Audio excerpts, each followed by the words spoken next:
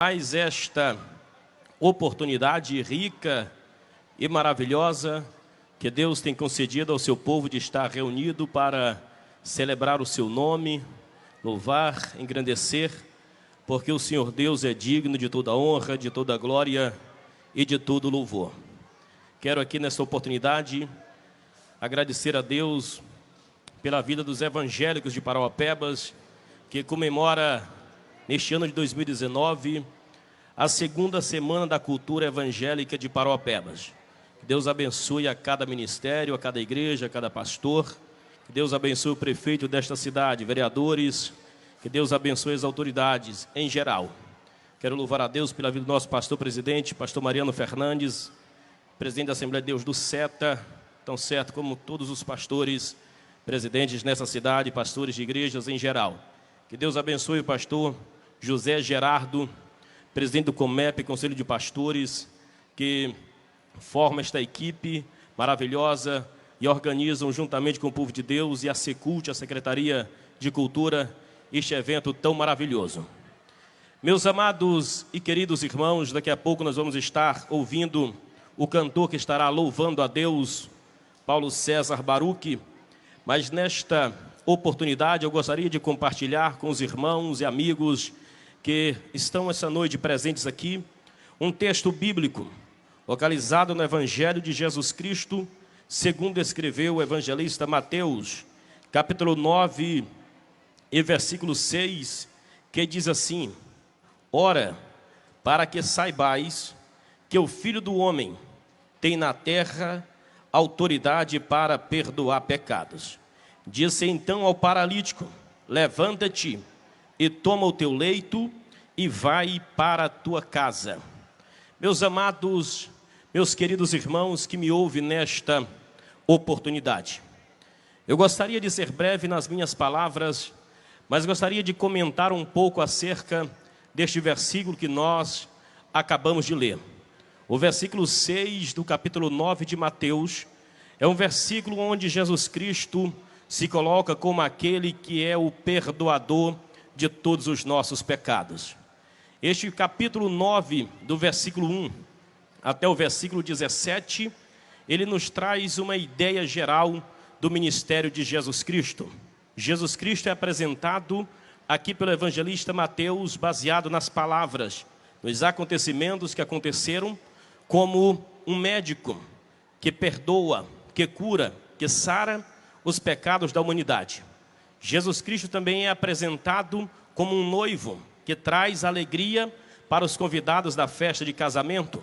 Jesus Cristo também fala sobre duas ilustrações, sobre um pano novo e sobre um vinho novo. Mas este milagre que todos nós conhecemos, o milagre onde os homens trazem um certo homem deficiente ou aleijado para a presença de Cristo, onde Jesus tanto perdoa os seus pecados, como quer liberta ele desta enfermidade. Jesus Cristo aqui neste capítulo, ele é aquele que tem poder sobre o pecado. Jesus Cristo é apresentado no Evangelho de Mateus como o rei, e o rei tem poder para executar aquilo que ele quiser, aquilo que ele desejar. Observe que Mateus apresenta Jesus como rei, e sendo ele rei, Jesus Cristo exerce poder sobre a natureza, sobre as doenças, sobre os demônios, sobre a morte, e Jesus Cristo também exerce poder sobre o pecado. Preste bastante atenção que exercer poder sobre o pecado, somente Jesus Cristo é capaz de exercer poder sobre o pecado. O pecado é um vírus mortal, é um vírus que debilita, é um vírus que destrói, é um vírus que deforma. A Bíblia nos mostra que quando o homem, ele pecou, a Bíblia diz que toda a humanidade, toda a descendência de Adão, toda a raça humana se tornou pecadora por natureza.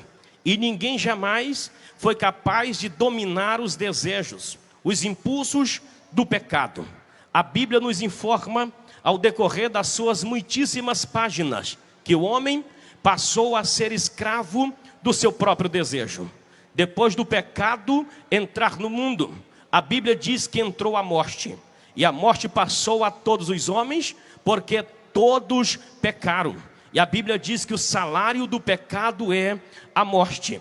E a Bíblia nos informa que o pecado é algo que cresce, é algo que se expande, é algo que se tornou terrível, alarmante sobre a humanidade.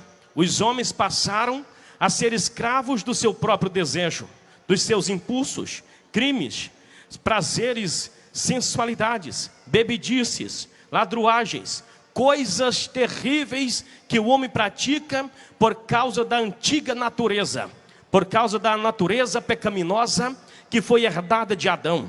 Homem nenhum foi capaz de exercer poder sobre o pecado. E Jesus Cristo, como rei, ele exerce poder sobre o pecado. Jesus Cristo, ele perdoa os pecados da humanidade. Ele mesmo afirma que ele é capaz, ele é perdoador de pecados. João 17, versículo 2, diz que Jesus, ele concede a vida eterna. Se Jesus concede a vida eterna, Jesus também é perdoador de pecados. Agora veja com bastante atenção. Jesus Cristo acabara de chegar de uma viagem da cidade de Gadara, onde ele foi expulso pelos moradores daquela cidade. E a Bíblia diz que quando Jesus chega em Cafarnaum, ele foi bem recebido na casa de alguém. A Bíblia não registra quem de fato era aquela casa, mas de fato a casa está já cheia. E a Bíblia diz que 4 homens crentes, cheios de fé, cheios de coragem, cheios de crença, trouxeram um homem aleijado até a presença de Jesus Cristo, para que fosse curado por ele. Isto me chama bastante atenção, a fé desses homens, uma fé poderosa, que acreditava que Jesus Cristo iria curar aquele homem. Uma fé humilde e também uma fé viva e uma fé diligente. Eles agiram, lutaram, romperam as dificuldades e introduziram aquele homem até a presença de Jesus Cristo. E quando o homem é introduzido ali na presença de Jesus Cristo diz ao homem: filho, tende bom ânimo, pois os teus pecados são perdoados. Os homens da lei, os doutores, os intérpretes estavam ali e diziam em seus corações: este blasfema contra Deus. E Jesus Cristo, conhecendo o coração deles, disse: por que pensais o mal em vosso coração? O que é mais fácil dizer? Estão perdoados seus pecados? Ou toma o teu leito e anda? Ora, para que saibais que o Filho do Homem tem autoridade sobre a terra para perdoar pecados, disse Jesus: toma o teu leito e vai para casa. Agora bem aqui, a Bíblia diz que tudo começa. Este foi o primeiro discurso, ou a primeira discussão, em que esses homens travaram com Jesus Cristo, nestes 17 versículos. A primeira discussão foi acerca do perdão de pecados. A segunda discussão foi acerca dos publicanos e dos pecadores que comiam e bebiam e se assentavam à mesa com Jesus Cristo. A terceira discussão foi acerca dos discípulos de Jesus. Esta discussão foi iniciada pelos discípulos de João Batista, que perguntavam por que os discípulos de Jesus não jejuavam. Jesus Cristo, nesta primeira discussão, ele se apresenta como aquele que é perdoador de pecados, porque de fato ele veio para perdoar as nossas transgressões, perdoar os nossos pecados, limpar a nossa alma, limpar o nosso corpo, nos dar uma vida nova, porque somente em Jesus é que nós conseguimos ter o perdão de todos os nossos pecados. E a Bíblia nos informa que Jesus Cristo, ao sair dali, ele convida um certo cobrador de imposto, um certo publicano, chefe de cobradores de imposto, por nome Mateus. E na casa de Mateus, a Bíblia diz que foi feito um jantar. E quando Jesus estava sentado à mesa, sentaram-se com ele muitos publicanos e muitos pecadores se chegaram a Jesus Cristo.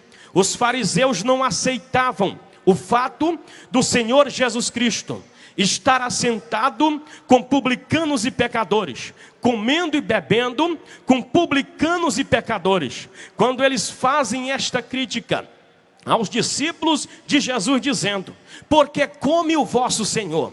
Por que se assenta o vosso Senhor com publicanos e pecadores? Jesus Cristo mais uma vez responde os fariseus, e desta feita ele se apresenta como um médico, perdoador de pecados. Observe que o pecado é a doença da alma. As transgressões efetivas do homem são as feridas da alma. O pecado é a doença que mata, que destrói. Mas Jesus Cristo se apresenta como um médico, porque o pecado é debilitante. O pecado é inquietante, o pecado é deformante, o pecado é destrutível, o pecado é mortal. Mas Jesus Cristo foi o médico enviado de Deus para curar das almas dos homens que assim precisarem de remédio. Jesus Cristo é o médico por excelência.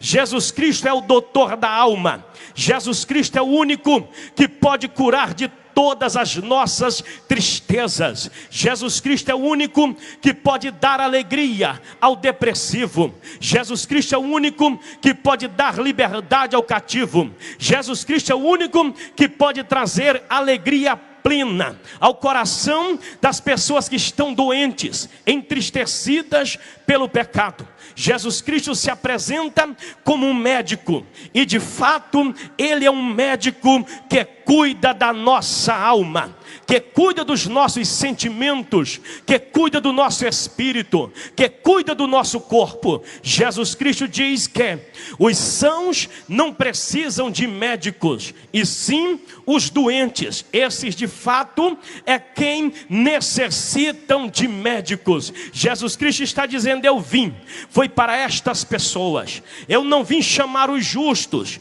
eu vim chamar os pecadores ao arrependimento. Mais do que nunca, nós devemos considerar a missão de Jesus Cristo, de que veio curar as almas enfermas pelo pecado, as almas enfermas pela imoralidade, as almas enfermas pelos vícios, as almas enfermas pela prostituição e todo tipo de pecado. Jesus Cristo é o único médico que pode tratar do corpo, da alma e do espírito da raça humana. Oh, glória a Deus! Jesus Cristo é o médico da alma. Jesus Cristo, mais adiante, é questionado na mesma casa pelos discípulos de João Batista.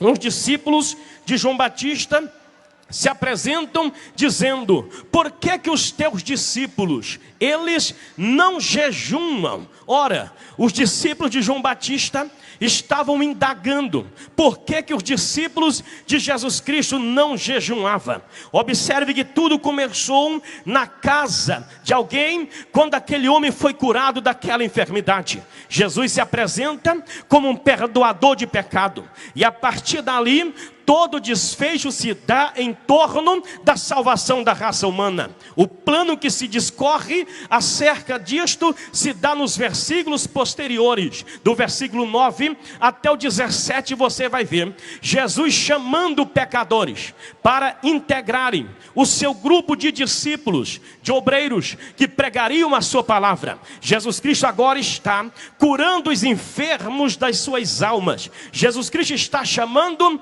os pecadores para o arrependimento. Jesus Cristo está recebendo a todos, mas os religiosos daquela época, de uma religião muito antiga, eles não gostavam nem um pouquinho sequer o fato de Jesus Cristo, sendo ele mestre, estar assentado com publicanos e pecadores. Mas Jesus Cristo deixou bem claro: foi por causa desses que eu vim ao mundo, foi por causa dos pecadores que Jesus Cristo deixou as regiões celestes, um trono de glória, e veio habitar entre uma raça humana caída e pecaminosa. Simplesmente pelo fato de sermos pecadores, é que Jesus Cristo veio até nós para nos perdoar, para nos purificar. E os religiosos não entendiam, como até hoje, muita gente ainda não entende o fato de muitas pessoas terem vivido no passado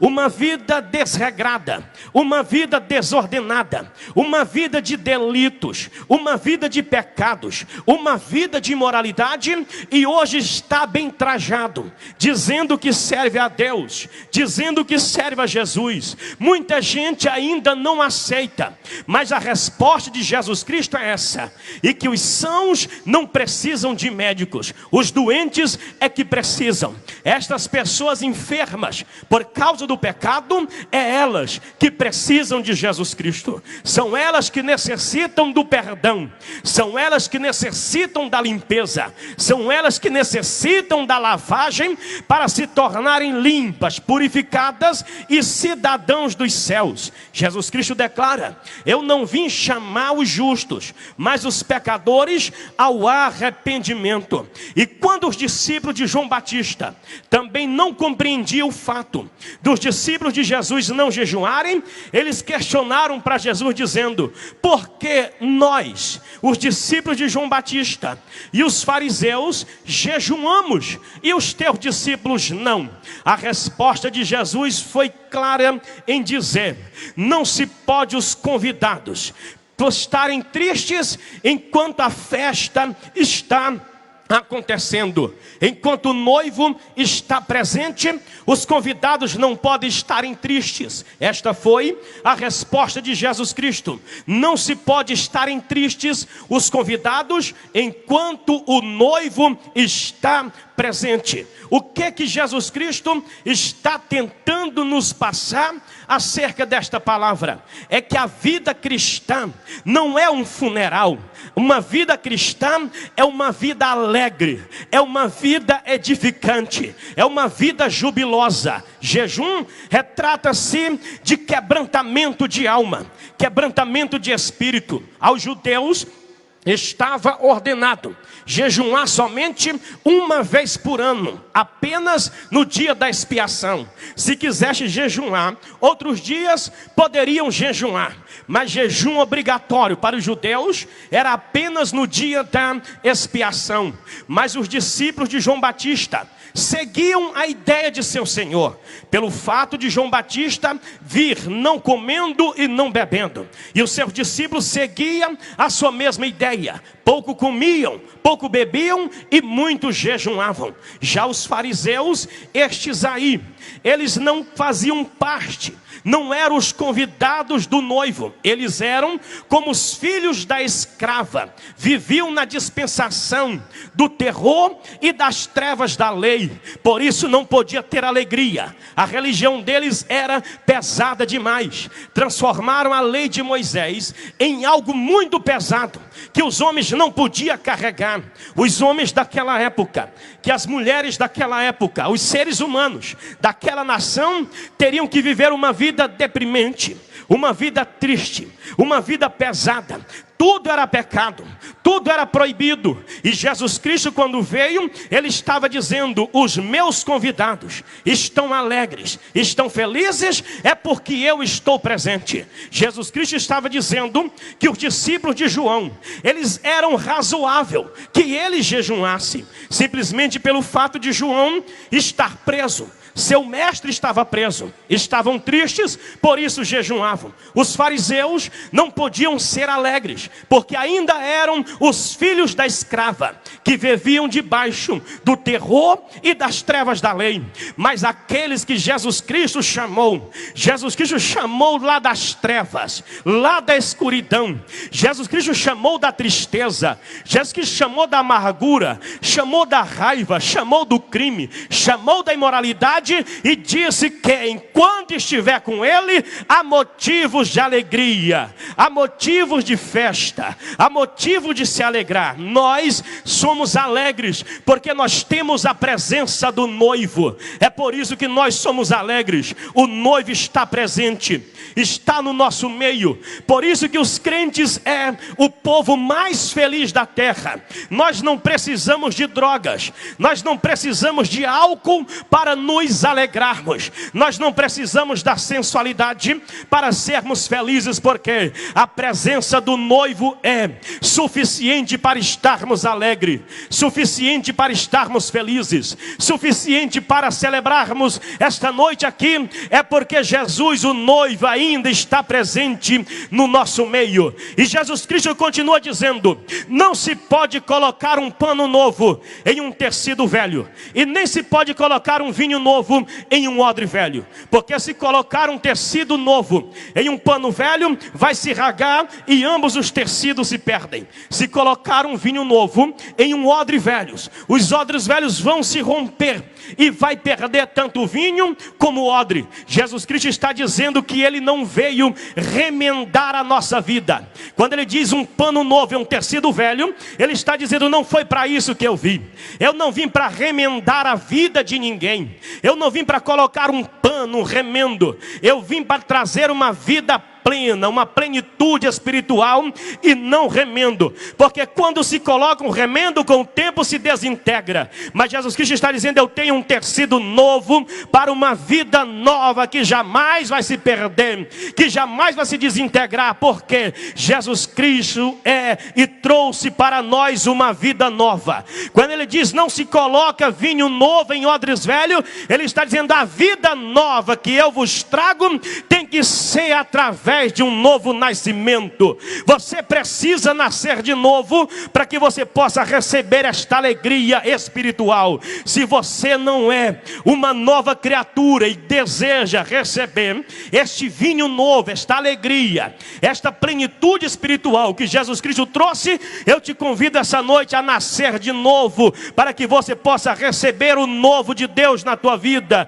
Jesus Cristo não veio remendar a lei, não veio remendar Moisés, restaurar Moisés. Jesus Cristo está dizendo que nós não podemos misturar a lei e a graça. Nós não somos da lei, nós somos da graça, porque tudo é novo. Jesus é novo, Evangelho é novo, Espírito novo, vida nova. É disso que nós precisamos. Jesus Cristo não veio remendar a lei, Jesus Cristo não veio restaurar Moisés. Jesus Cristo veio trazer um novo estilo de vida. Jesus Cristo veio trazer um novo estilo de vida espiritual, vida plena, vida longa, vida que não se desintegra. Porque se nós misturarmos o que é novo com o que é passado, vai se perder tanto o velho como o novo. Por isso se faz necessário nascermos de novo, receber Jesus com vida nova para as nossas vidas, para que nós possamos ter uma alegria plena e receber o vinho novo que Ele tem para as nossas vidas. Jesus Cristo tem um vinho novo para as nossas vidas. Precisamos abrir mão do velho, precisamos abrir mão da antiga natureza pecaminosa. Precisamos abrir mão da vida passada, porque Jesus Cristo veio trazer vida nova. Jesus Cristo está dizendo que o tecido novo que Ele trouxe não será posto em um tecido velho, para que ambos não se perdam. Mas Jesus Cristo está dizendo: eu tenho uma plenitude espiritual, uma vida espiritual completa, para que você seja feliz, para que você seja alegre. Eu tenho um vinho novo, eu tenho alegria, eu tenho vida nova. Jesus Cristo quer dar para você esta noite aquilo que você ainda não conhece, porque você, querendo ou não, você ainda é um odre velho, talvez um tecido velho, que herdou a natureza antiga de Adão e precisa nascer de novo, receber uma natureza nova que veio do céu, um nascimento do alto, para que você possa receber a presença do noivo e ser feliz nesta terra. Tem muita gente que pensa que os crentes não têm felicidade, Muita gente pensa que o povo evangélico não tem alegria, simplesmente pelo fato de não bebermos, não fumarmos, não prostituirmos, não sermos tão vaidosos com as luxúrias dessa vida. As pessoas pensam que nós não somos felizes, se enganam, porque felicidade verdadeira é quem tem a nós, felicidade verdadeira é quem tem ao povo de Deus. Uma vez já recebemos a Jesus Cristo e temos a certeza da nossa salvação, da nossa vida eterna, porque o velho homem já ficou para trás, tudo se fez novo. Nós somos o povo de Deus, o povo que nasceu de novo, que recebeu um tecido novo, recebeu um vinho novo, que tem a presença do noivo, e por isso não temos motivo para sermos tristes. Somos o povo mais alegre da terra, porque nós temos a certeza da nossa salvação.